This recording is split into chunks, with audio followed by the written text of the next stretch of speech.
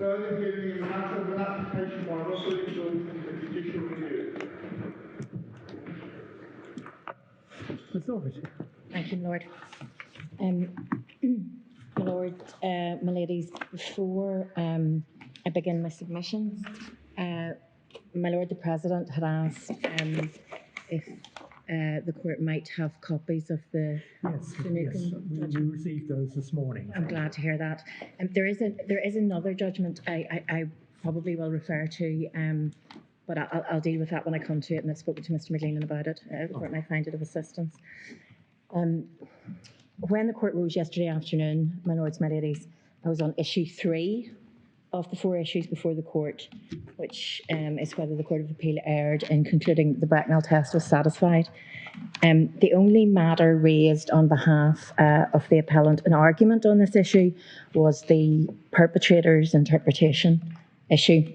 And that is an interpretation of the Bracknell case, as the court knows, that's rooted firmly and exclusively in paragraph 71 of the Bracknell judgment. The court has our point that the Court of Appeal was right to consider that proposed interpretation of Bracknell as too narrow, both on a fair reading of Bracknell itself and when the underlying purpose and scope of the Article 2 investigative obligation is considered. I should also make the point that on 2 of the issues, the main issues in this case, the appellant's case is based on a narrow or tight reading of particular aspects of European Court of Human Rights judgments. And we say that the Bracknell argument is a good example of why that can be dangerous. Much was made of the use of the word jump by the Court of Appeal in its decision. We say it's important to be clear about what the Court of Appeal actually said. It's at Electronic 191, paragraph 109 of the court's judgment. What it said is that given the range of cases to which the Article 2 procedural obligation applied, it wasn't a substantial jump from Bracknell to accept that there could be a revival in a case like this. For the avoidance of doubt, we say clearly both that the Court of Appeal got this right, and also we don't accept there's a jump at all. We say it's all there in Bracknell, read fairly and as a whole. My Lord, Lord Leggett, asked yesterday about other Bracknell cases, and I'm reminded that the court may be assisted by a look at 2 cases in that regard. First is Finucane, which of course is in the bundle. If I take the court to Electronic 674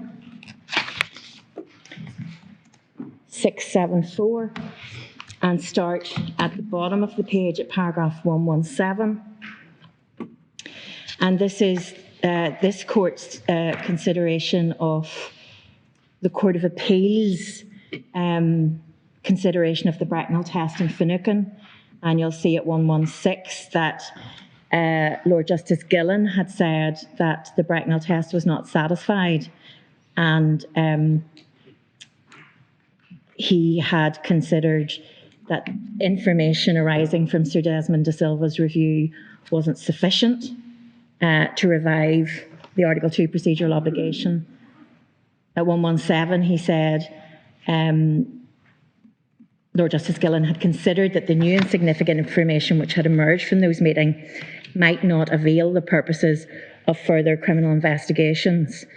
And what this court said was, one can accept this might be so, but it is to be remembered that what the Grand Chamber said in Bracknell was that any information or material which has the potential to undermine the conclusions of an earlier investigation or to allow an earlier inconclusive investigation to be pursued further would prompt a revival of the procedural obligation. And at 118, the court sets out what Sir Desmond had said in his report, his review. About halfway down, Sir Desmond had firmly concluded that state agents were involved in the targeting of Mr. Finucane, but it matters not as to the precise nature of the doubt entertained by him. The doubt that he expressed must therefore be as to the precise role that state agents played. That was sufficient to warrant further investigation. The doubt, whatever its nature or source, required to be dispelled. The strands of involvement by elements of the state needed to be recognised and explained. These were necessary ingredients of an Article 2 compliant inquiry. Excuse me.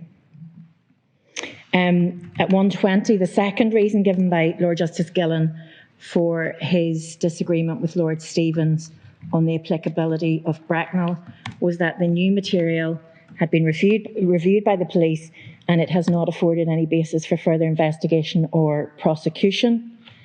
The judgment then sets out evidence that was before the court from the police, and then at 676, paragraph 125, it's important to note that the police and prosecuting authorities have been concerned to decide whether the opportunity for further prosecutions in relation to Mr. Finucane's murder had arisen. This is understandable, for it is the principal purpose of both agencies to determine whether criminal offences have been committed, and if so, whether evidence is available that would justify embarking on a criminal prosecution. But although decisions by the police and prosecuting authorities are relevant to the question whether the state's procedural obligation under Article 2 to investigate has been met, they cannot alone be determinative of that issue.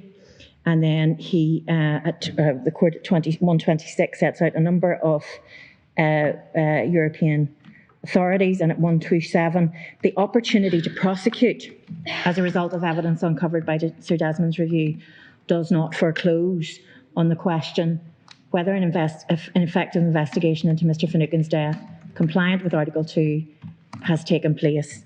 The need for an effective investigation into a death goes well beyond facilitating a prosecution. And the court deals then over the page at 130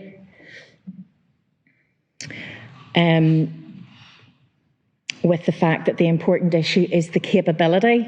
In that case, it was the capability of Sir Desmond de Silva's review of establishing vital facts. In this case, we say it's the capability of the police ombudsman's investigation into the death.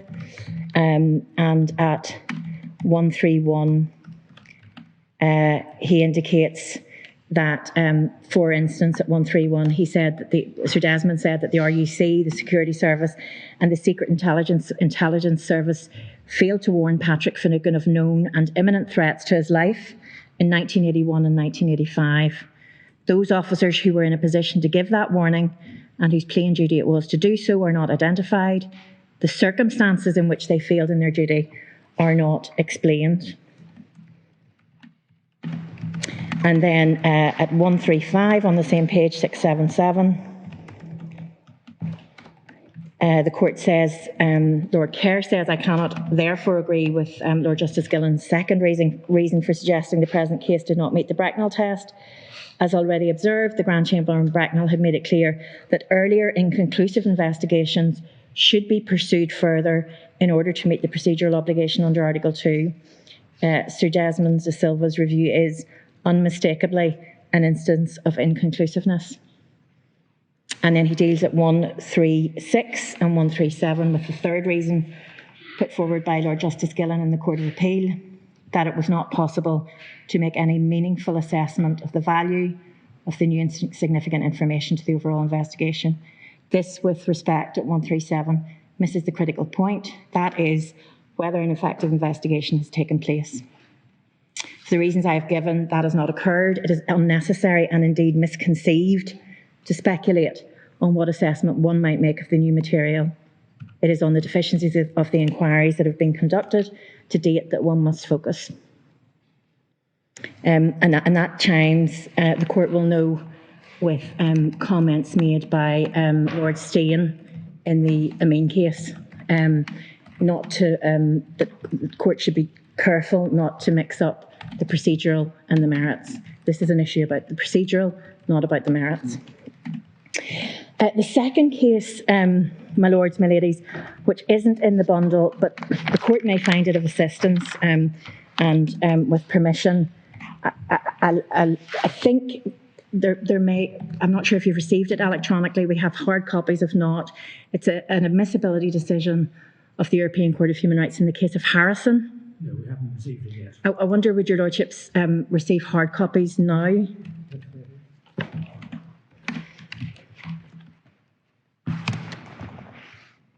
It should be coming electronically.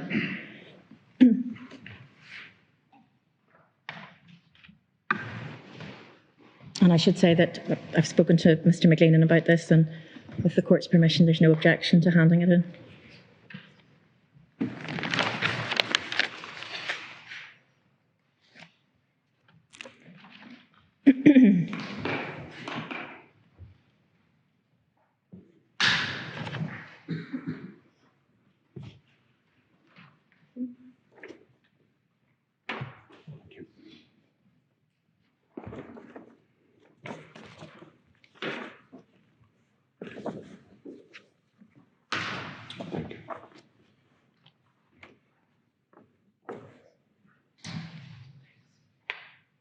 As I said, this is an admissibility decision, and it's a case related, my lords, my ladies will know, to the Hillsborough football stadium disaster. It's actually mentioned in Lady Hale's dissenting judgment in KU. The case ultimately was said to be inadmissible as premature because, as the court will know, a new inquest and criminal investigation had been ordered and were in progress, and the applicants did not have any complaints about the capability of those mechanisms to comply with Article 2 and to deal with the concerns that they had.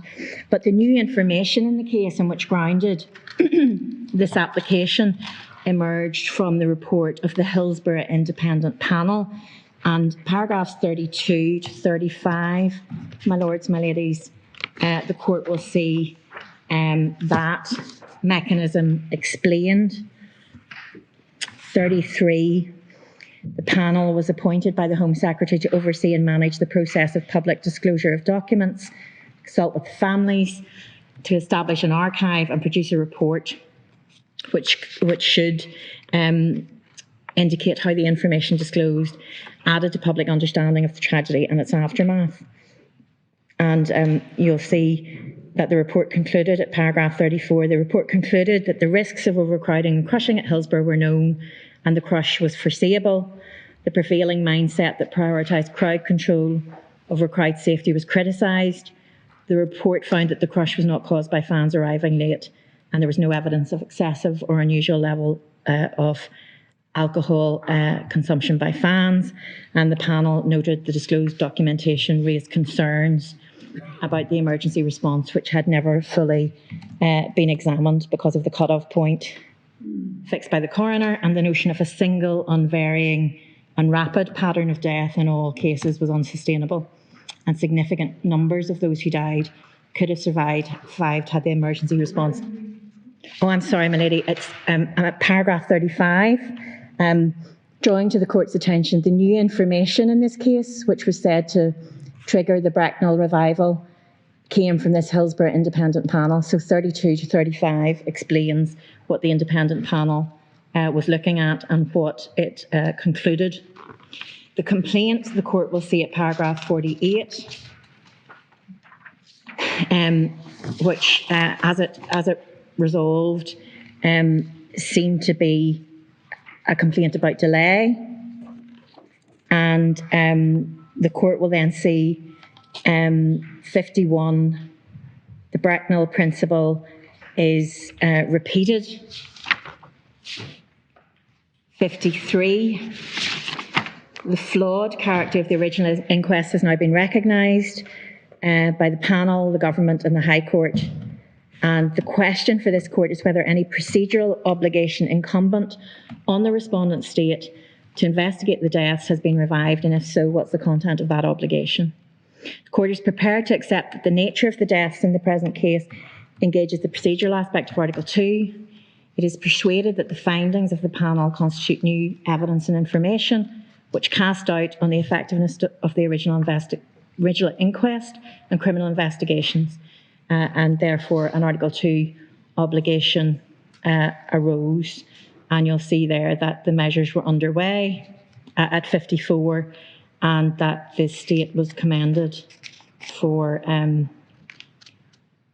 the steps taken, and there was no reason to doubt that the inquest and other investigations will be able to establish the facts and determine the lawfulness or otherwise of the deaths in question.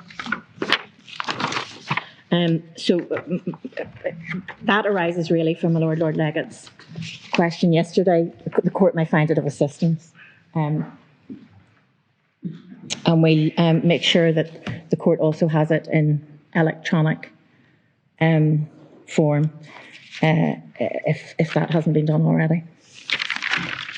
Are you making any specific points about perpetrators in relation to this? Yes, I am. I am, my Lord. I'm saying that this shows that the Bracknell principle is wider. It's about lawfulness of death in a broader sense. It's wider than the simple immediate. So these statements are not pinning it back to any particular perpetrator, is what you're saying? That's right.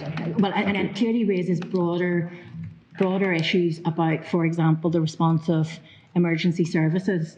So it's not necessarily simply about for example, police failings in that case.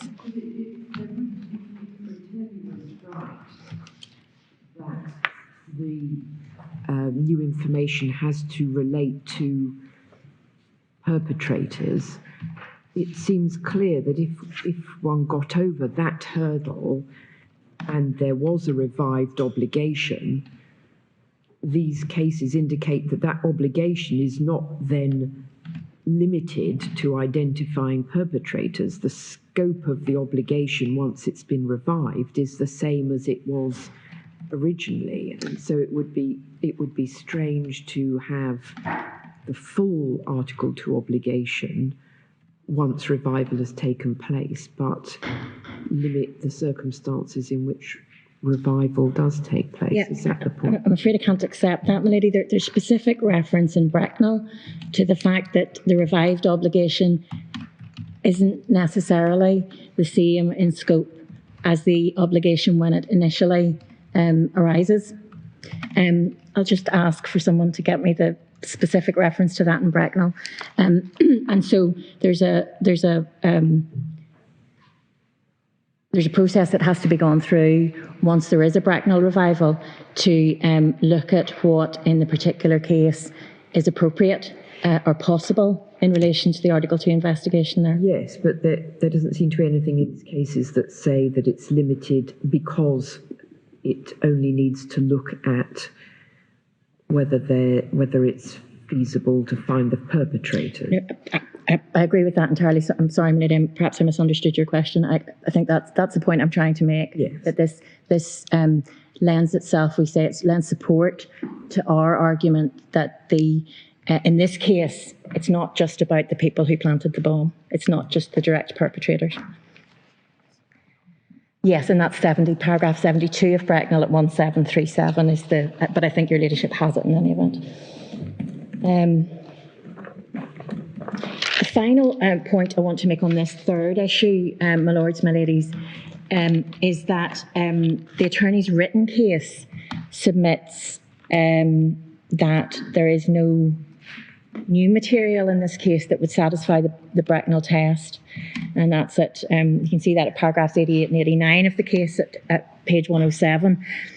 My lords, my ladies, that wasn't pressed an argument, so I don't intend to say anything else about it. We've dealt with it in our written case at page 131, paragraphs 65 to 68, and I took the court yesterday to the portions of the Pony report, the police ombudsman report, that we say weren't and couldn't have been known to the family. That's the issues around intelligence and the out of bounds. So I don't propose to say anything more about that at this stage, my lords, my ladies. Moving on then to issue 4, which is whether the Court of Appeal erred in concluding that the Pony report did not satisfy the Article 2 procedural obligation. I have to say, my lords, my ladies, on reading the appellant's written case on this issue, it seemed to us that no great issue was being taken with the Court of Appeal's conclusions on the deficiencies it identified in the Pony investigation. And for example, the attorney's written case accepts, paragraph 94, page 108, that there are wider considerations in play in relation to the acts or omissions of the police insofar as Mr. Dalton's death is concerned. We're slightly puzzled by the firm argument now being made that the Pony investigation is sufficient, either on its own or with civil proceedings, to satisfy Article 2. And I say that because I take your lordships, my ladies, to one extract of a letter you saw yesterday. This is the letter of the 26th of May. Starts at page 542, but I want to take you to page 549, paragraph 17.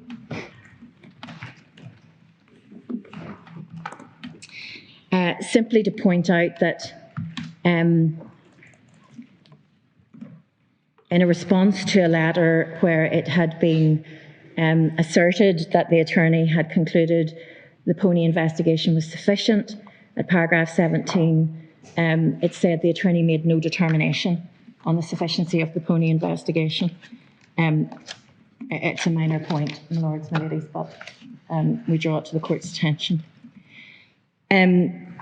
We say the Court of Appeal's conclusions on this issue, so on the insufficiency of the Pony report, they're set out at electronic 193 to 195, paragraphs 118 to 124 of the Court of Appeal's decision. We say they're unimpeachable. And the court knows in reality that the appellant's main point on this is that the civil action should resolve any remaining issues, and that's bound up with an argument, as we say, it has to be, that this is a negligence case and nothing more. So we have a few points we want to make about that. The first one is that we say one can't possibly tell what the extent is of state responsibility in relation to these deaths, if any, until there's an investigation. That's why an investigation is needed. So we say at this stage, it's not appropriate to say that this is simply a negligence case, and that was the point I hope I made to my Lord Legate yesterday about why the bare conclusions of the Pony report are not enough. They don't. Really, all this investigation could involve that hasn't taken place already, as I understand it, is subpoenaing witnesses who didn't give evidence previously to seek to recollect events that happened what is now 24 years ago. Yes. And that the utility of that has to be weighed against the costs involved and the other demands, which are no doubt many, for historical investigations, and the prospect that any conclusions would go beyond what the Ombudsman has already found in any really significant way. Well, first of all, if I may say so, my lord, that's why I made the point earlier about being careful not to elide the procedures with the merits. There is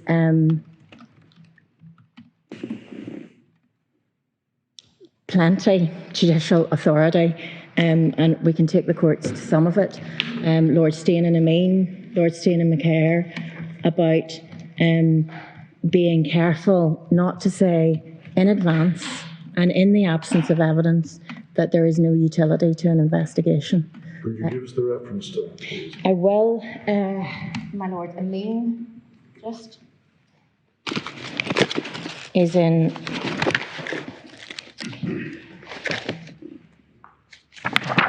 I've got a few up.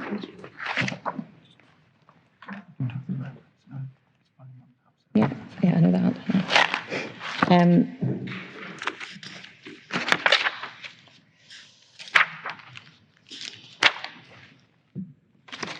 I'm just going to get two references for you. One is a main, and the other, sorry, I've got the wrong volume. One is the main, and the other is McCare. Could you get the McCare reference, please? It's at the end of the statement. If you want to come, if your junior can find the references, you can That would come be back to it. I'll do as that. and when. I'll do that. Thank you. But there is clear authority from Lord Steen in both cases, my lords. For what proposition, sorry? For the proposition that it's important not to confuse the procedures with the merits, and one cannot say, and of course Lord Kerr says it in Finucane as well, one cannot say before an investigation is carried out what the outcome of that investigation will be. Well, of course that's right, but in Brecknell, the court said that the assessment has to be of what's reasonable. Yes. And they specifically said that what is reasonable is likely to be coloured by the investigative prospects and difficulties which exist at such a late stage. Yes. So the court has to make an assessment that takes account of that. And the court will know, because I brought the court at the beginning to the Ombudsman's indication that he identified 65 witnesses in this case. 42 he was able to interview. 23, for various reasons, he wasn't able to interview, and 8 of those are the people we know didn't cooperate. And those, respectfully, are the people, it would appear, that would have the most important evidence to give on the analysis of the intelligence, the putting into place of the out of bounds, and also why the relevant decisions were taken not to take any action in relation to the public about that. So we say this is a case where it can't respectfully be said that there's no utility in holding an investigation. We say quite the opposite. The Ombudsman has said, here's what I found, but the problem is that issues of motivation, individual responsibility, and the scope and level of state responsibility have not been determined.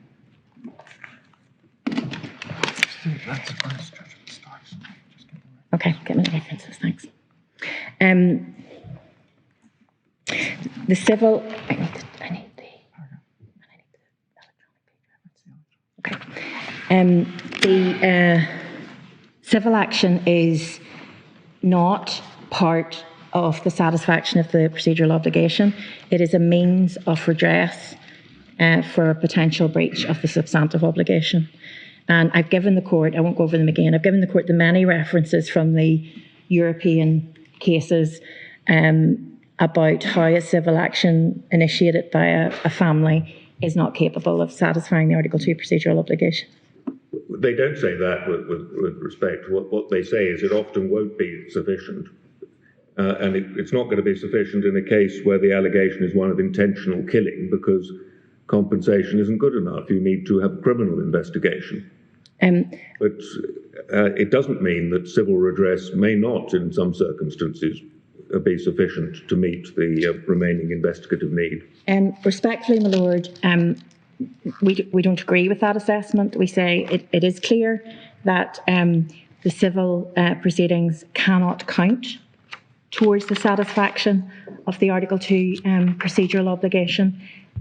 I went through the references yesterday, Honour Yield Days, Edwards, Jordan. It couldn't be clearer that that's the position. And that's the position because the obligation is on the state, because that's the way the Article 2 procedural obligation works. A revived Article 2 procedural obligation as a result of meeting the Bracknell test is similarly an obligation on the state to take investigative measures. So respectfully, we say there's absolutely no doubt from the jurisprudence that a civil action cannot count towards the satisfaction of the procedural obligation. One can see that in a civil jurisdiction, in some European countries where there's a more investigative rather than or more inquisitorial rather than adversarial system, there might be a different view taken. But in a jurisdiction like ours, where it is clearly an adversarial system, that may be a factor also in discounting the value of civil proceedings. Yes, and I'm sure, of course, Milady, I agree with that observation. I'm not sure it's borne out by the European jurisprudence, which is clear that it's the state of its own motion. Yes. But you're right to indicate that two of the cases I drew your attention to yesterday and two of the references I gave you are from Jordan, which is a case from Northern Ireland, and Edwards, which is a prison killing case, also from this jurisdiction. But Honour Yildiz makes the same point, and it's a Turkish case. I just wonder about the issue of civil proceedings, Ms. Doherty, in the context of Northern Ireland in a revival case where you've had a number of investigations. Because the obligation is one of means, not result, I think you would accept that PA is part of the Article 2 compliant process. No difficulty with that at all. Yes. So you've got that. You've had there's been a criminal investigation. Not into the issues No, I know, that we're complaining about. And then you say in the paper that the civil proceedings are well advanced, so there would be a discovery process which may or may not lead to something further if there was, say, a misfeasance in public office that came out of that. I just wonder about this. If you go back to the first instance decision, for instance, reference is made to a decision of LCJ Morgan in a case that talked about a compendious look at how you satisfy Article 2, given the margin of appreciation that a state has. And in Northern Ireland, civil proceedings are used as a complement to other proceedings. So is this not something that really depends on the circumstances and what is left in a case, essentially? Respectfully, milady, no. We say no. Yeah. I have no difficulty with the compendious approach to the satisfaction of Article 2. That happens all the time. A criminal investigation, inquest, pony investigation, absolutely no difficulty with that at all. But the jurisprudence couldn't be clearer that Article 2 requires the state to act of its own motion, and the civil proceedings at the initiative of the next of kin cannot count to satisfy the Article 2 procedural obligation. Respectfully, it couldn't be clearer. And there were civil proceedings, for example, in the Jordan case. They're mentioned in the European Court of Human Rights decision, paragraph 105. Yeah. They don't count. There are civil proceedings in the Finucane case. Yeah. They are mentioned at paragraph 12 of this court's judgment in Finucane, but they're not taken into account thereafter.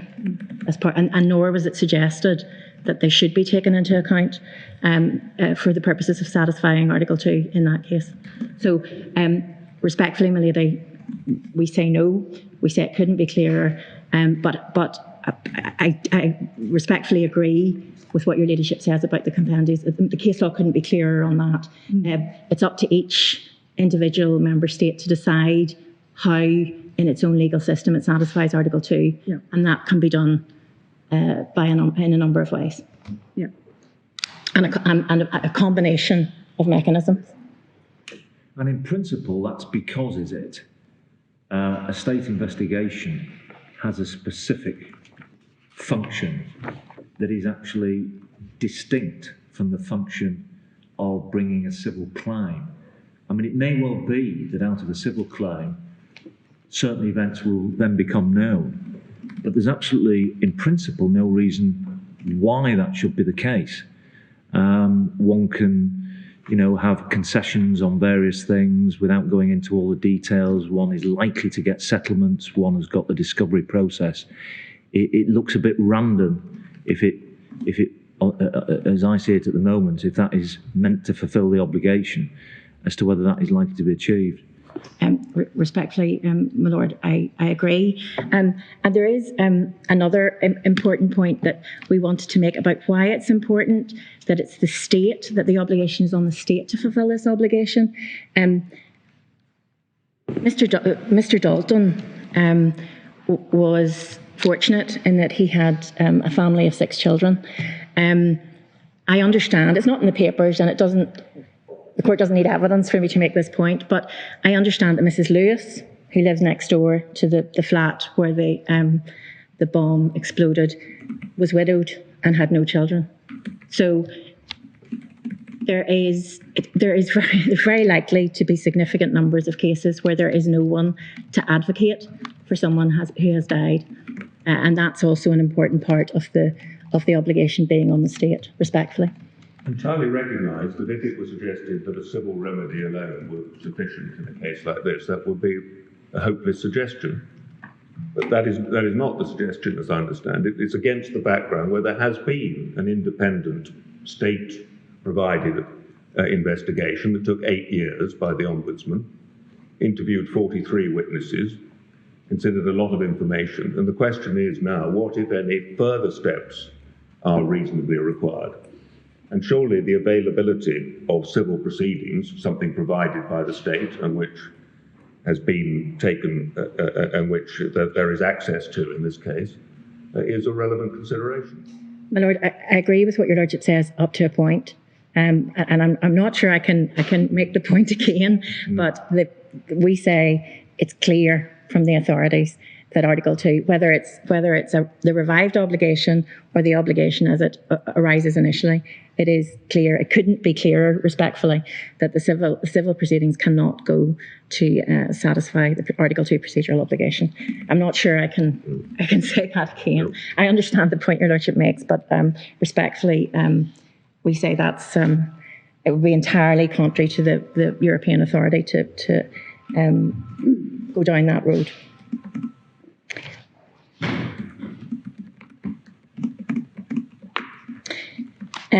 The appellant relies on Mastro Matteo. That is dealt with. I dealt with it to some extent yesterday. My Lord Hodge raised it. It's dealt with in our written case from paragraph 140, page 152. And we'd ask the court to note what we say there. In Mastro Matteo, the court found no breach of the Article 2 obligation to protect life. That was one of the allegations, and the court found that it wasn't made out. And that's at paragraph 67 to 79 of the court's decision, electronic 1569 to 1573.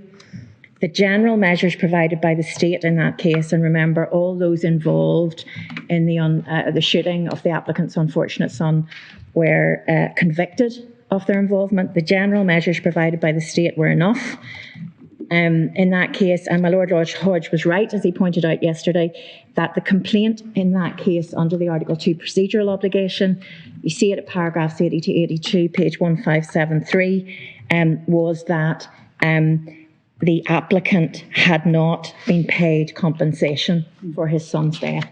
That was the complaint under the procedural obligation of Article 2. And the court said, you could have sued for negligence.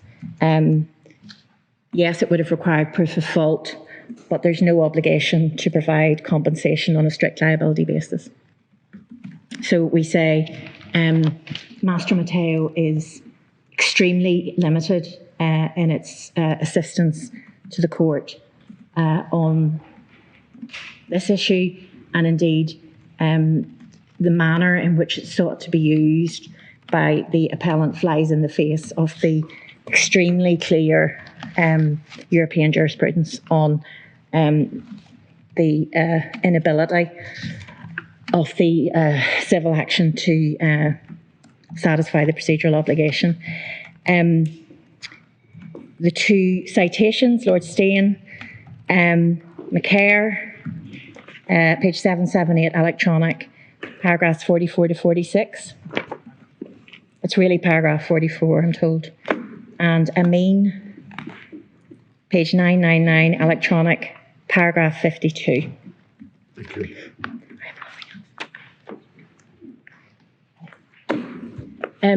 My lords, my ladies, unless I can provide any further assistance, those are the submissions I wanted to make. I, again, haven't used up all my time, but I presume the court doesn't have any issue with that. Thank you very much indeed, Ms. Doherty. Thank you. Ms. McLean? Please the court will reply. I want to address the genuine connection point. The respondent took the court in some detail to the report of the police ombudsman into this death, which took place 34 years ago. The Attorney General took that report into account in reaching his decision in this case. He also took into account, and he makes it clear in his letters, the response document prepared by the Retired Police Officers Association. Provides a degree of context and balance in respect of that, in particular detail about the operational conditions that applied in Derry in 1988. The court finds that report at pages 266 to 297. That contextual material is of some value to the court, and no doubt it will consider it in weighing the submissions about whether or not this is an Osmond type case or an Honor Yildiz type case, where the state authorities were and are in possession of all the information relevant to the threat to life. In this case, these deaths were part of a planned, elaborate operation. Planned to cause death, but not planned by the state authorities. Planned with murderous intent, and the information about that is in large part in the hands of the perpetrators. The Attorney General's position was, having considered the Pony report and the rebuttal document provided by the retired police officers, and mindful of the ongoing civil proceedings, that it wasn't advisable at that stage to direct the holding of another inquest. And the High Court considered that that decision was not even arguably irrational. The report, I'm just looking at it, I see it's by the NIRPOA. So I Yes. presume that's a Northern Irish Police Officers Association. Yes, that's right. Or is it retired? Retired Police Officers Association. Yes. And there's detailed material in there in respect of the operational circumstances which the officers applied and dealt with in Derry in 1988. There's also some detail in correspondence from the Deputy Chief Constable at the time. You'll find this at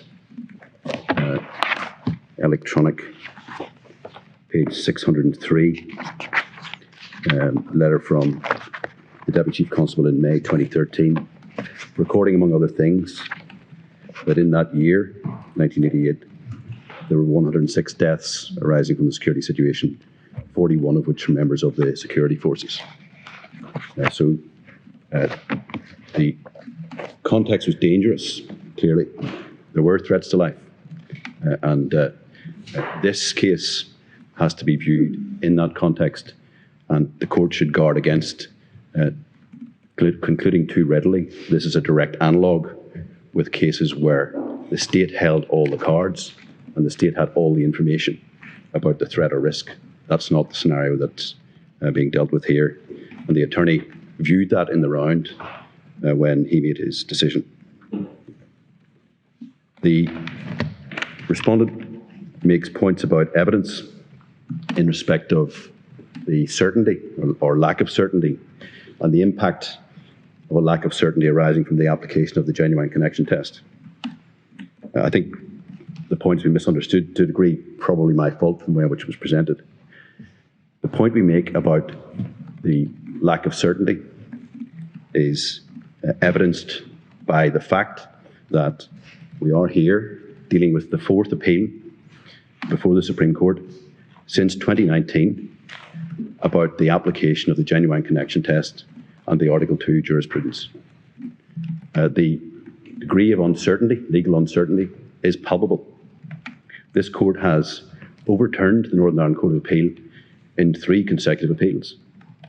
on the application of the Article 2 jurisdictional limits. In Finucane, partly reversed. McQuillan, entirely reversed. McQuiggan and McKenna, who did men, partly reversed. And we're back again for the fourth time, raising similar issues. So the point about legal certainty isn't an evidential point. It is a jurisprudential point. And it's a point of particular importance, we say.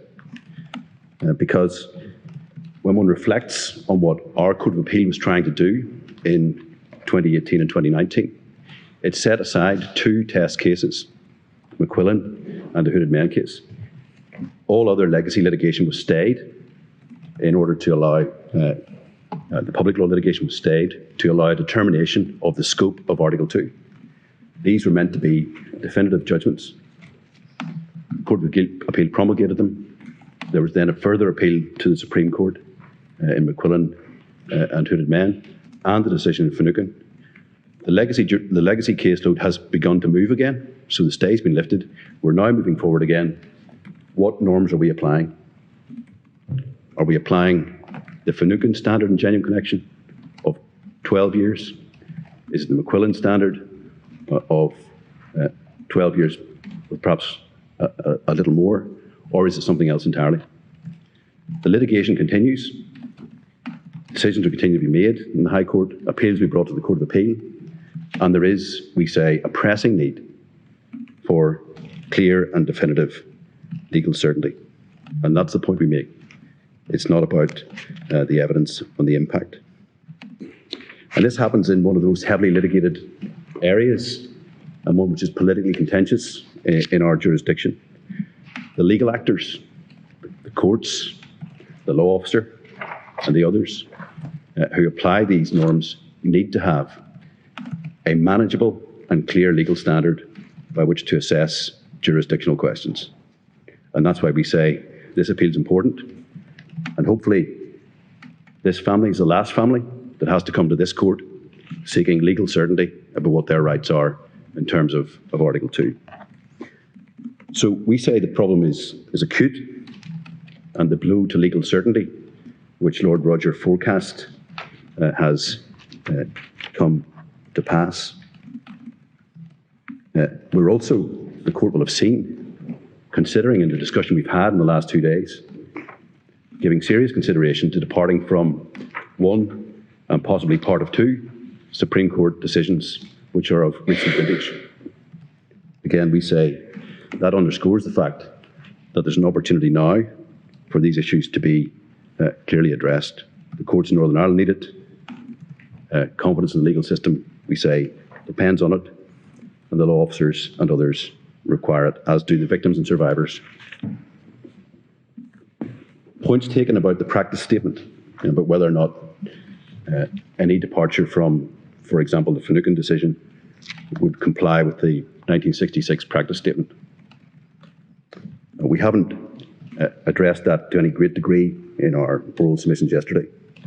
What we do say is the Finucane decision is one that is demonstrably wrong on the genuine connection test. It's also obviously having, yes.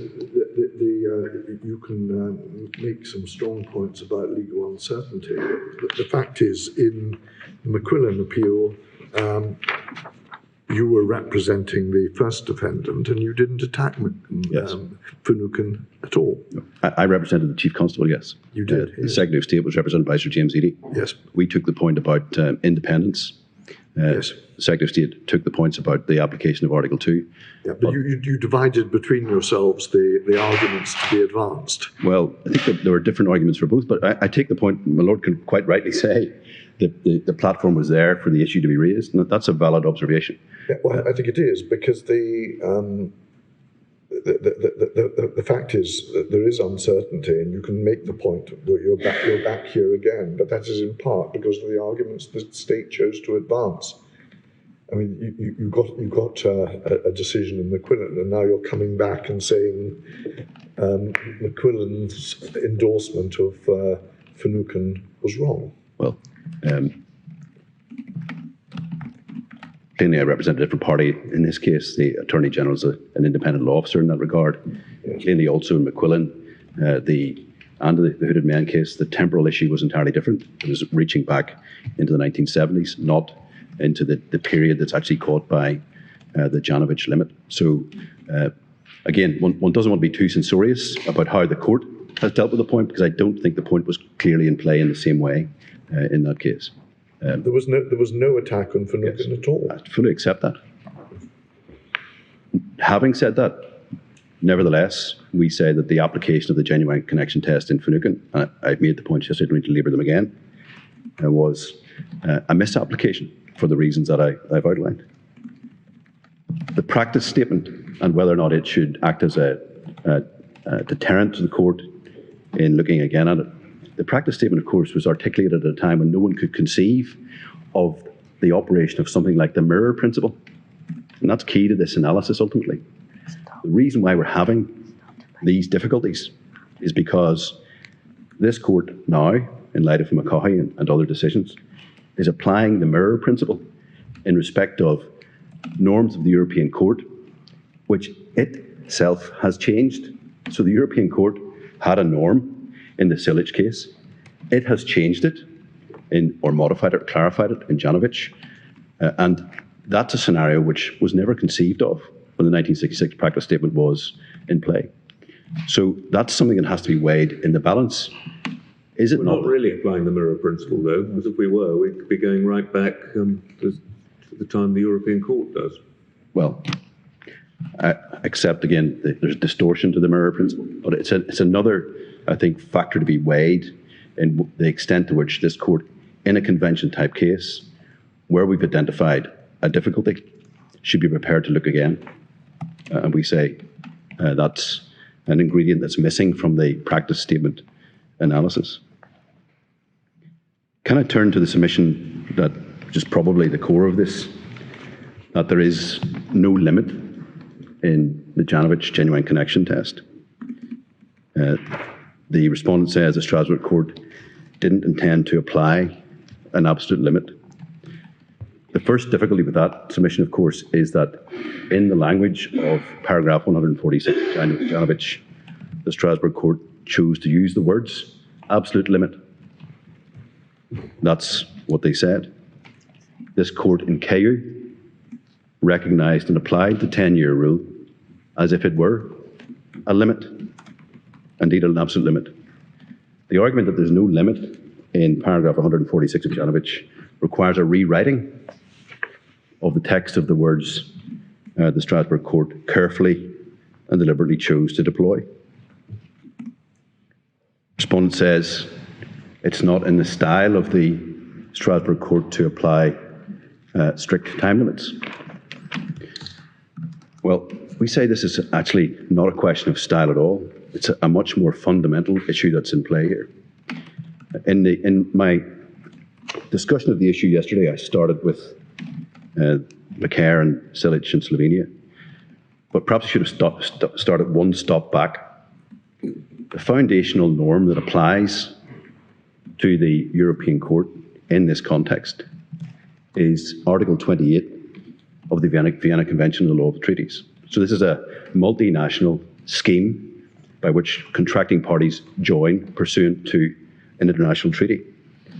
And Article 28, you'll find it at electronic page 1661, it's quoted in Janovich, is that the provisions of the Convention do not bind a contracting party in relation to any act or fact which took place or any situation which ceased to exist before the date of entry into force of the treaty with respect to that party. So it doesn't have retroactive effect. That's the fundamental starting point of the jurisdiction of the European Court. It's a grund norm, as they sometimes say. So the parties who contracted to join that system, to become part of the convention scheme, did so in the expectation that there would be no retroactive effect. And the point is clearly illustrated by the Janovich decision itself. And bear in mind that what Silic did was it moved away from the Article 28 principle and adopted a retroactive dimension. Janovich illustrates this because Russia ratified the European Convention. It came into force and took effect in 1998. They did so on the basis of Article 28. and the expectation that there would be no looking back to what had happened prior to that date. What then happened, of course, after the Slovenian decision, is that convention-based litigation commenced in respect of Polish citizens challenging Russia for the actions of the Red Army in 1940. And they said, clearly, this is a breach of that principle. And identifying the problem, which had already been isolated in some of the decisions in Janovic, the Strasbourg court sought to address the issue. And it addressed the issue by putting a qualification, a deliberate qualification, into the genuine connection test, and a temporal qualification of 10 years. And the effect of paragraph 146 of Janovic was that the departure from that fundamental norm would be foreseeable for all the contracting parties. So they would all know that their exposure to retrospective consideration was 10 years back from the date in which they ratified and brought the convention into force. So there was a degree of legal certainty imported back into the system. That was a deliberate choice, we say. And there may be some support from that in the minority judgments. I don't know if you haven't referred us to them at all. In Janovic? In Janovic. Yes. If you look at the judgment, partly concurring and partly dissenting opinion of Judge Wojciech at EF page 703, that's 03 paragraph 8, yes, where the judge summarises what he understands the majority to be doing. And he says, first, they assert that the genuine connection between the event and the ratification of the convention exists if the lapse of time between the two events is relatively short. Secondly, they set a maximum period for this lapse of time of 10 years. yes, So that within the court, there seems to be an understanding as to what was being done. exactly. And then if you look at the judgment of the partly dissenting opinions of 4 judges, which is OV 20 at page 1711, in the first sentence, as to the genuine connection between the triggering event and the entry into force of the convention in respect of the respondent state, the majority's finding emphasises the time element, and by referring to classical disappearance cases, repeats that the period concerned should not exceed 10 years. Yes. So it seems that within the court there was an understanding as to the meaning of paragraph 146. And the choice of the words, absolute limit, the choice of 10 years, we say, analysed in the round when it looks at the entirety of the judgment and its context, and Article 28, was intended to produce a very clear degree of legal certainty for each member state. The dates would be different for each member state because of their date of ratification, but each would know to what they were exposed. And again, we say that's important, and it's important when one tries to translate that across by analogy to what our domestic courts are having to do. Our domestic courts are not applying a clear 10-year limit. They're applying a 12-year limit. It applied a 12-year plus 1 month limit in this case. It's argued it should be 13 years or 15 years. As the litigation continues, what standard are the Northern Ireland High Court judges meant to apply? We say the answer is plainly in Janovic, when one looks at the purpose of that judgment and what it was meant to do. And the certainty which we should bring home to the Northern Ireland legal system is that there is a clear, delimited temporal rule based on 10 years. The respondent contends that actually within Janovic there are indicators the other way, that Varnava and Mladenovic are referenced there. Varnava, the applicant says, or the respondent says, by back calculation gives you 15 years. Mladenovic gives you 13 years. Can we look at that again? Because the Janovic judgment sets out its general principles, page 1673.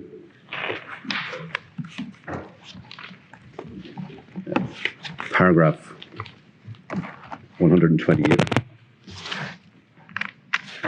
And you'll see here the point I've just been making about the fundamental importance of Article 28 of the Convention.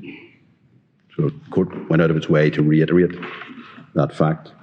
Then the general principles are set out, paragraphs 129 through to 135. And the Varnava case is referenced multiple times in footnotes to paragraphs 129, 130, and 132. Then at 133, it sets out the difficult paragraphs from Chile and Slovenia, 162 to 163, and then directly quotes Varnava. And what the court's saying here is, in contradistinction to the Slovenian case, that in Varnava the court clarified the important distinction to be drawn between the obligation to investigate a suspicious death and the obligation to investigate a suspicious disappearance. And then quotes an important paragraph from the Grand Chamber in Varnava. And the import of that is that in a disappearance case, you don't quite know when the clock starts to tick.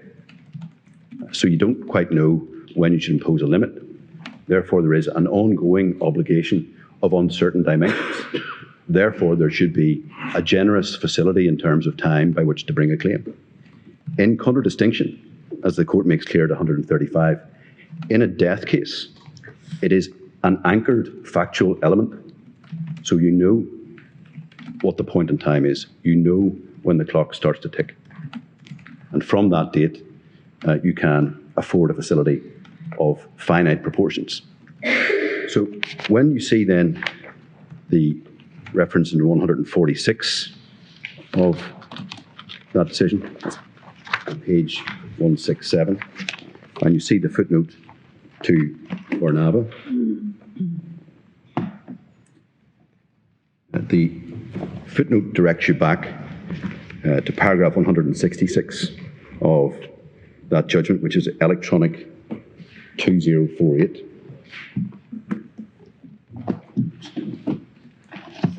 Can you see that page again? 2048.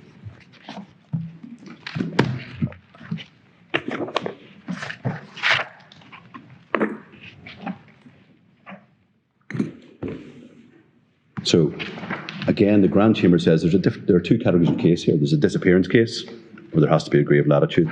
There's a death case, where it's anchored in time. And in 166, they're talking about a complex disappearance situation, halfway down that paragraph, where more than 10 years have elapsed. The applicant generally have to show convincingly there was some ongoing and concrete advance being achieved to justify further delay in coming to Strasbourg. So there's a reason for latitude in a disappearance case. But the latitude the court afforded was 10 years. And then you, as Lord Seales suggested, flip into a different regime with different standards. And what the Strasbourg court were doing in Janovich was saying, by analogy, we'll take that 10-year approach to the death cases as well. And you will move into a different regime if you seek to have a genuine connection established. So Varnava, properly understood, underscores our point about the definitive nature of the legal limit that was introduced in Janovich. It doesn't confound it. And it can't be the case that you extrapolate backwards from the facts of Varnava to say, actually, it's 15 years. The court didn't balk at that. That's, we say, not what the court was doing. Similarly, in respect of Mladenovic, going back to Janovich again, page 1675 in the electronic. The anatomy of the judgment is general principles are set out, paragraph 128 to 135. Recent case law is set out from paragraph 136 and following. And what we have here from 136 to 139 is a catalogue of decisions post-Chile and Slovenia. So this is the application of the uncertain genuine connection test. I'm so sorry, which page? This is 1675, my lord, sorry, and then on to 1676. And at 1676, you have paragraph 138, and it identifies a 13-year period, notice to Mladenovic. But that's not an endorsement by the Strasbourg Court of a 13-year temporal period, because if you look at paragraph 140, what it then says under the heading clarification of the criteria, notwithstanding a constantly growing number of judgments in which the court has determined its competence ratione temporis by reference to the criteria adopted, their application in practice has sometimes given rise to uncertainty, which is why further clarification is desirable. So looking back at these cases actually illustrates the problem. And here's the remedy. And the remedy is the imposition of a clearer, and in particular, a temporal limit. The applicant says, well, actually there's then a reference to Mladenovic later in paragraph 149. There is a reference to the cases outlined above, so obliquely one might take that to refer to Mladenovic, but it's not an endorsement of a 13-year temporal period. If you read that paragraph 149 carefully, what the court's saying is, looking back at the catalogue of post-Chile cases, they were all cases determined on the basis of the genuine connection test. They weren't determined on the basis of the convention values. And what the court's saying is, this is the first time we've had to grapple with convention values. And they then move to paragraph 150 to give guidance about what convention values actually means. So again, we say it's not a case that the court didn't balk at 13 years, and the court shouldn't take, or the domestic court shouldn't take from this a tolerance of a 13-year limit, particularly in the context of what I've demonstrated I think the court was trying to do, which was definitively establish a limit. So there's nothing in Janovic, there are no pointers in there to anything other than the application of a clear 10-year delimitation. And of course, the point might be made that if the Strasbourg Court had been implying some other different standard, or had been tolerant of something like 13 or 15 or some other number of years, we would have seen judgments to that effect. There aren't any examples of anything other than the Janovic standard being applied. Save for in the domestic courts in the United Kingdom. So 149 is really just a recitation of what's happened before, and you say, I think, a direction towards the convention values test after a 10-year limit. Is that, yes, is that's that exactly. how you read it? That's how I read it, and we say that read in full, that's clearly the import. The earlier cases are examples of genuine connection only, no more than that, and a connection approach that was subject to further clarification. So where does that take us? We say, in this case, the Court of Appeal applied a 12-year, 1-month period in order to establish a genuine connection, and it was wrong to do so. Supreme Court in Finucane applied a 12-year period. Again, it's at odds with Janovic, and the court should allow the attorney's appeal on that point, reverse those decisions, and give a clear indication of the application of the relevant norm. I don't propose to say... There's nothing in the European jurisprudence that requires our limit to be the same as that in the Convention, is there? I mean, it isn't the same on any view. No, there's nothing that mandates it. But given that the application... Simply an analogy that they've chosen 10 years, and it suggested that 10 years should be a similar sort of length of time for us to choose, but there's nothing that compels it to be 10 rather than any other number. I think it's common case that the temporal limit is an arbitrary line. We're agreed on that. But at least the 10-year limit has something we can point to. The jurisprudence of the Strasbourg Court, which is where this journey started in McCaughey. The 12-year... Well, if we were setting the line for the first time, that would be a very potent consideration. But is it so potent when just the other day we said 12 years?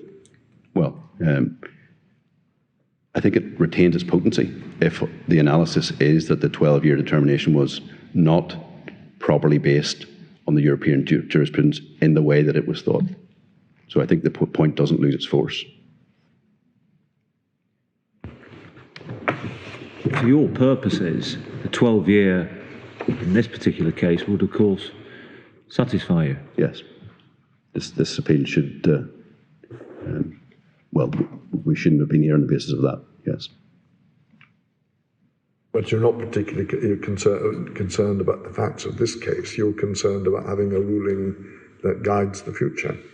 So, I think that must be the case. I mean, given the nature of the litigation in Northern Ireland, we're consuming the resource of this court on this topic, and given the context, given the fact that it is the source of heavy litigation, I think it would be of real value for the court to deal with the issue. I'm just going back to the ability of this court to choose a line different from Strasbourg. Clearly, Strasbourg doesn't impose any obligation on us to draw the line in a particular place, as has been pointed out. This is an area where the mirror principle doesn't apply in its pure form. But one would then need to go back to McCaughey and see why one is into this debate at all. Yes. And McCaughey is not under challenge, and it's from McCaughey that one gets the need to apply Strasbourg by analogy, not because that's what Strasbourg says, but because that's how the court has interpreted the intention of Parliament in legislating in the Human Rights Act. Yes. I think I recognised yesterday exchanges, the limits of this appeal and the procedural limits that apply. If we were engaging this as a purely academic cerebral exercise, you might think, well, the answer is, set the limit back to that in the Human Rights Act, take it back to zero. That's perhaps the most coherent thing to do. But we're constrained by things that have happened in the past and which are not under challenge. And therefore the ask is more modest, and it is to align, again, with the Strasbourg jurisprudence. I mean, McCaughey was, if you like, the critical step in this part of the reasoning, because one started off with McCurr, which seemed to lay down a very clear rule as a matter of interpretation of what Parliament had done in the Human Rights Act. But it's McCaughey that says, well, there's going to be a departure from that rule, and the departure will reflect, not precisely mirror, but apply by analogy what Strasbourg would do in relation to application of the Convention. Yes. And the argument there was, it was inferred to be the intention of Parliament that we would reflect the developing norms from the European Court. Now, that was and is perhaps still a contentious proposition, but it's not directly under challenge here. But it may be said that if there was a wrong turn taken, it was taken at that juncture. The consequence of that is, as was forecast at the time, we have uncertainty problems. And the value of this exercise is this court, unlike any of the other courts, has the capacity to remove a degree of that uncertainty. And it should do so. But the Court of Appeal in this case, had they had the Supreme Court's decision in McQuillan in front of them, would not have gone beyond the 12 years. Yes. So, in a sense, the certainty was laid down by McQuillan in this case, was it not, with a 12-year limit? Well, they should have waited, having Yeah. they knew they gave leave to McQuillan to go to this court.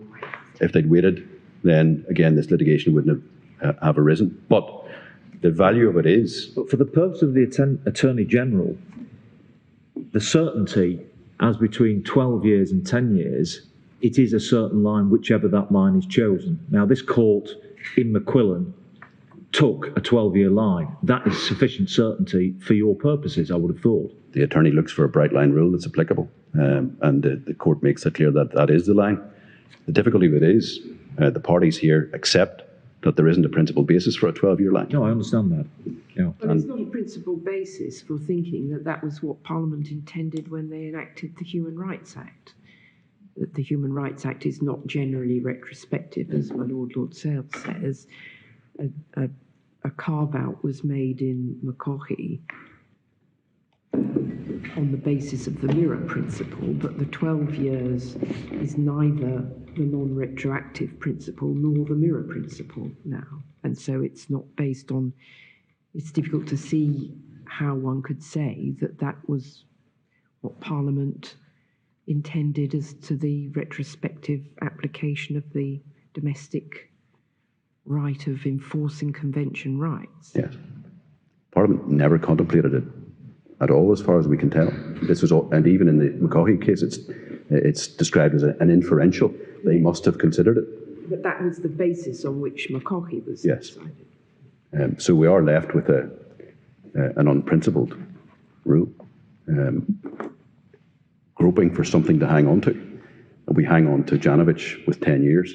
We say that gives a basis, knowing that the Strasbourg court itself fixed on 10 years for no principled basis, but in order to address its own imputation of uncertainty with the genuine connection test.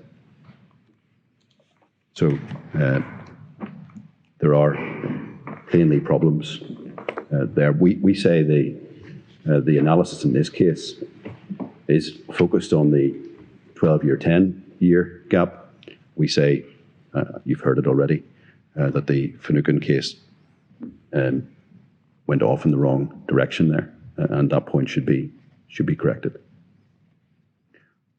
What we're wary of also here, I think, is importing more uncertainty into this scheme, and one can import more uncertainty through expansive considerations of the Brecknell principle as well. The attorney has focused on paragraph 72, the perpetrator paradigm. Again, looking at this in terms systemically as a mechanism to provide a clear and manageable standard. If you depart from that into a wider, more free-ranging analysis of what might generate a revived obligation, then we again lose the manageable legal standard, and we open up the facility for endless debate and litigation about whether a Brecknell revival doctrine is engaged. So, for those reasons, consistent with what we've said about the first aspect of the case, the attorney has always argued for a narrow interpretation of the Brecknell doctrine. We say, if the court's taking the step, which we say it should, to remove uncertainty, it should carry that theme through in its own analysis of Brecknell. That's different because Brecknell is an obligation on the United Kingdom to respect that right. We're not just talking about domestic implementation or retroactivity. If you're right about Brecknell, then that must apply even when all the facts are long after the Human Rights Act came into force. So if we agree with you that there's a narrow reading of Brecknell, that is a question of the interpretation of the convention rights, not just the interpretation of the domestic rights. Is that correct? I think that's right. The reason why we say the narrow reading is appropriate is because Brecknell's a Grand Chamber decision directed to this context. Yeah, sorry, just on that, I don't think it was. Sorry. That was a slip in Finucane. I was just looking it up. It's just a chamber decision, I believe. Thank you for the correction. But it's a venerable authority on the point. It's frequently cited in almost all of these cases. Yes, it's treated as authoritative by the Strasbourg Court. Yes, so it's a guidance judgment in that regard. We're asking for it to be applied in its terms and closely in its terms. And again, in a context where legal certainty is important. These are gateway concepts which give rise to very different and important litigation routes. But there may be a tension between your first argument and your second argument, because your first argument is that we have no jurisdiction at all, and therefore should we be ruling on Brecknell in the second argument?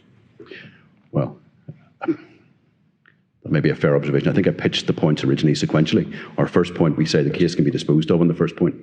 Yes, but I mean, if we were to dispose of it on the basis of no jurisdiction, would it be proper for us to be expressing opinions on the other points? It may not be, but if we're in that territory, I think our submission is a narrow reading is likely to be more systemically valuable.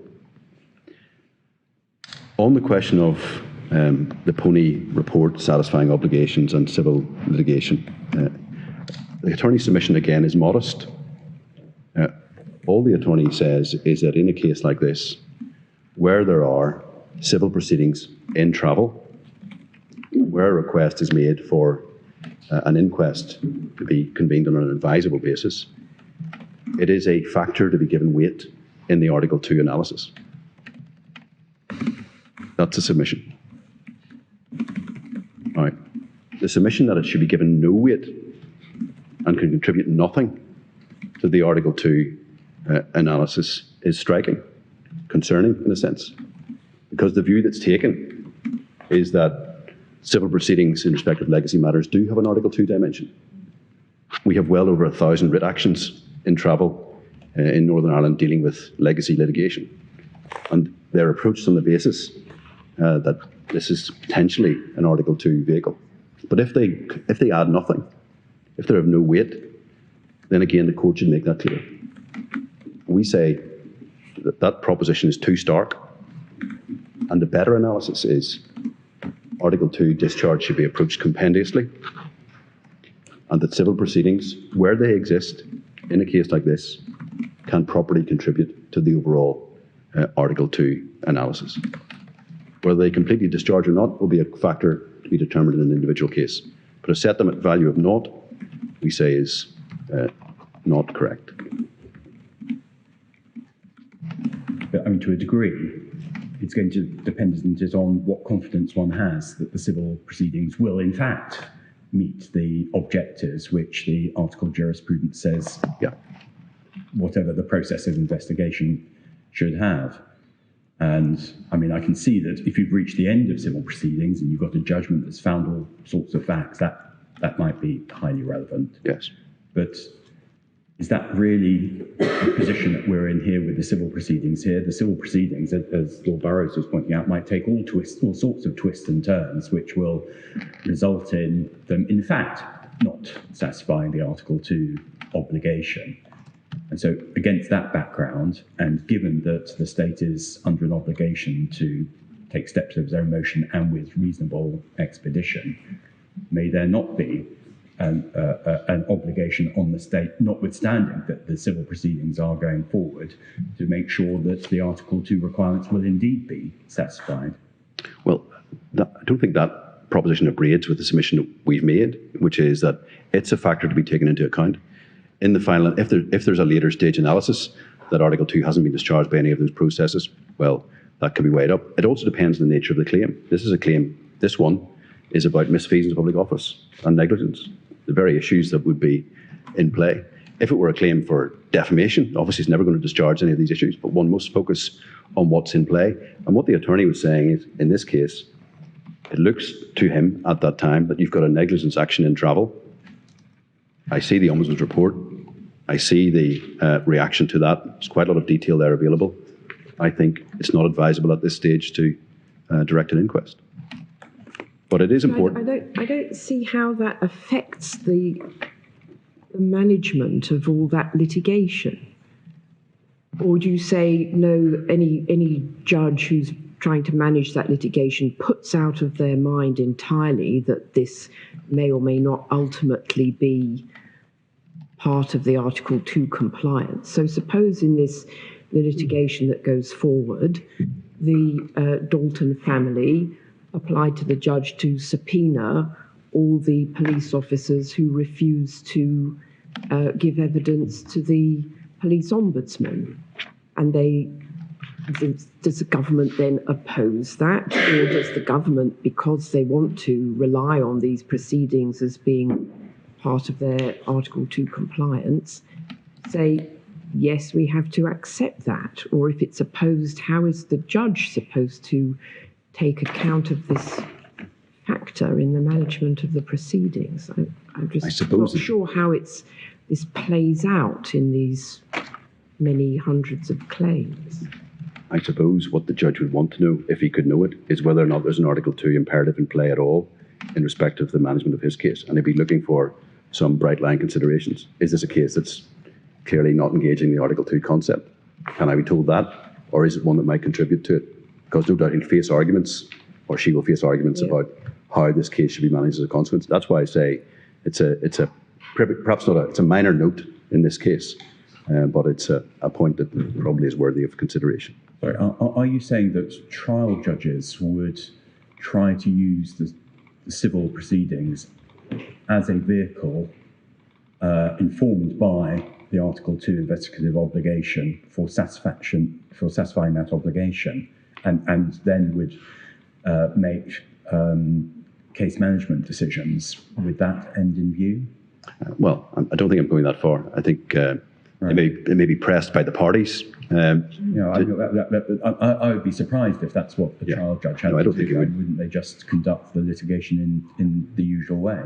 But the question is whether they face a contention that actually this is something that's with. But if the civil proceedings are relevant, it's not because they're a vehicle for shedding further light on the facts. It's surely because the availability of compensation for wrongful death is one aspect of the state's obligation. Yes. As I say, our submission's modest. It is only that it's a proper factor to be taken into account in weighing up, if Article 2 is engaged, what requires to be done next. No more than that. I don't really invite the court to go beyond that. That's a submission that we made in writing and which we adhere to. Can I take you back to the issue of whether there's any principal basis for, or rather, the distorted mirror point? I haven't worked through all the judgments that we've looked at, the domestic ones. You will have done, so you may be able to help me. Maybe. The approach adopted in McCaughey, which was before the 10 years surfaced, as it was looking at sillage. The approach adopted, particularly clearly by Lord Phillips, was to say that Parliament's intention was that there should be a domestic remedy in circumstances where there would be a remedy in Strasbourg. It was bringing rights home. Yes. And so if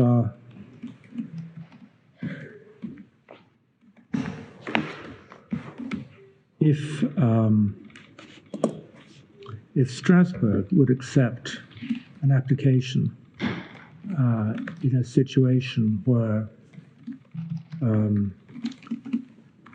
there had been a lapse of time between the death and a failure to investigate as required by Article 2, in principle, the British courts ought to be doing so as well. And the fact that the death had taken place before the entry into force of the Human Rights Act wasn't a fatal objection to that, provided the obligation to investigate would have arisen after the Act was in force. Yes. So, I mean, that's understandable as far as it goes. Then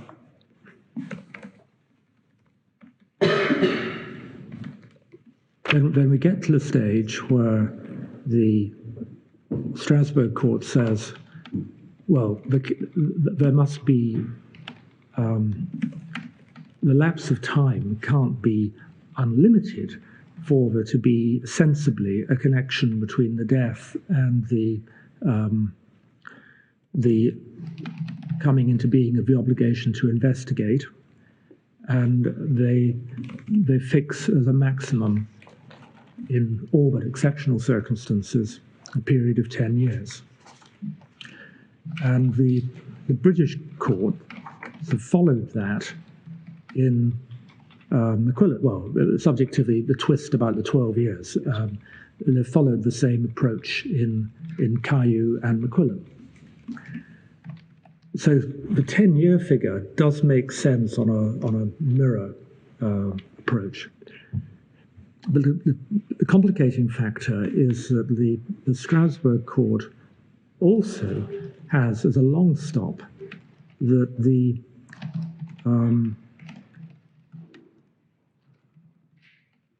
the obligation to investigate must have arisen at a time when there was an individual right of application from the country in question.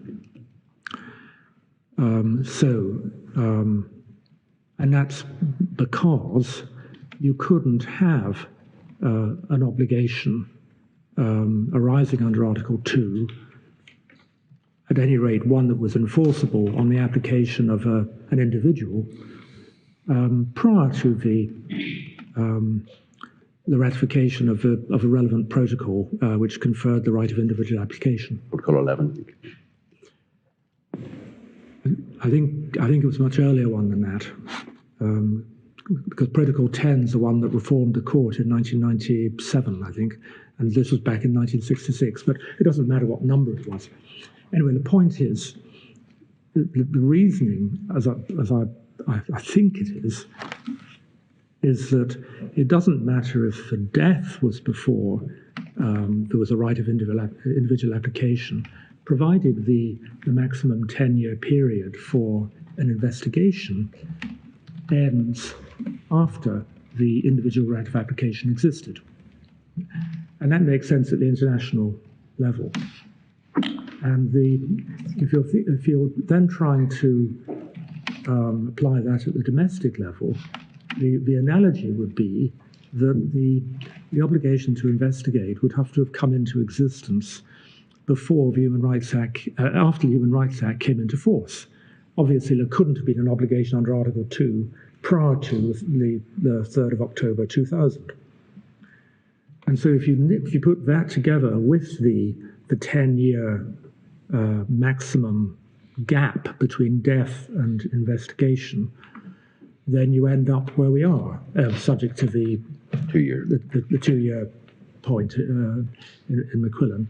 I mean, if that's the right approach, there is then a rational, I think, a rational justification for saying that whereas at the Strasbourg level, the time limit is one of 10 years, which must expire after the right of individual application has come into effect, the counterpart at the domestic level would be a 10-year period which must expire after the entry into force of the Human Rights Act.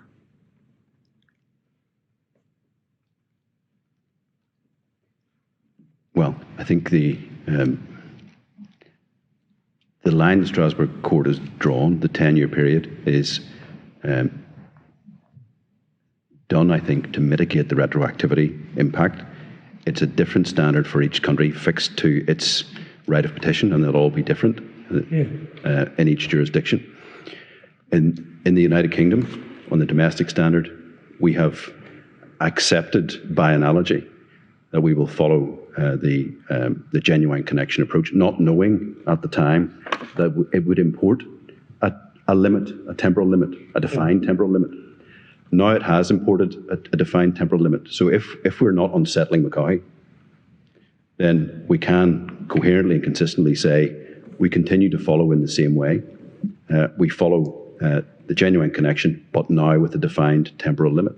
And we apply that in domestic law because we're applying it to the domestic law, Article 2 right, the convention right under the Human Rights Act. Yeah. So I mean, if the way I'm at the moment thinking about it is right, then it is an application of the mirror principle, but subject to the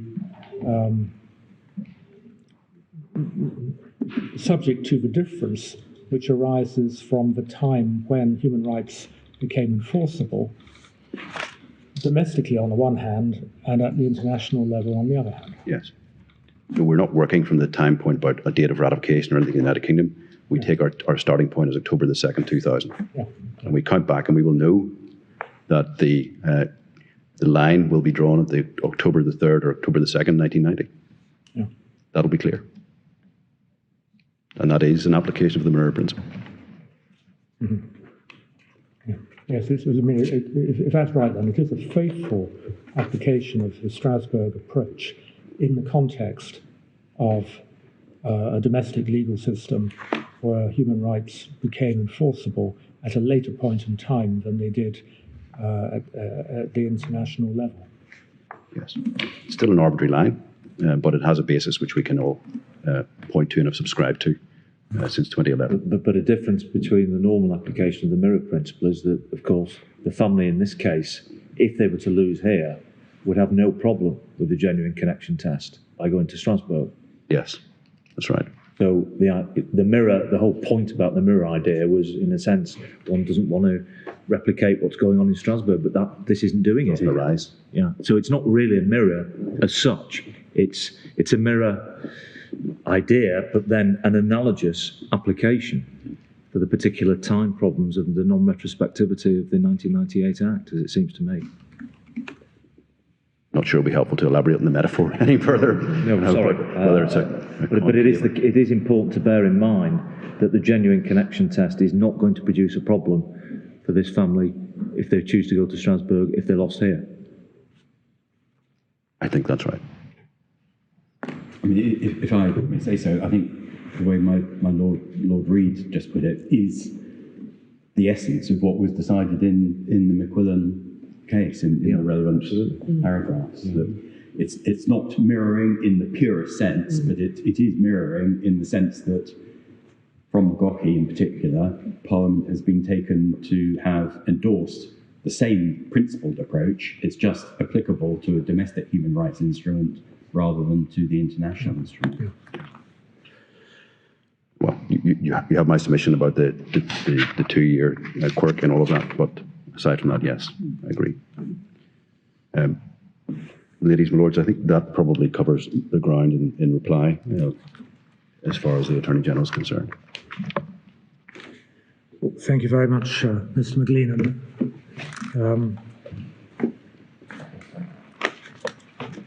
We're sometimes critical of counsel, so I'll take the opportunity to say that this has been a notably well-argued appeal on both sides, and we're most grateful to all of those who've contributed to the arguments that we've heard. We appreciate that this is a very important matter to Mr. Dalton's family, and no doubt many other families who may be in a comparable situation. We'll consider all the arguments that we've heard, and we'll let you have a judgment as soon as we can. The court will adjourn.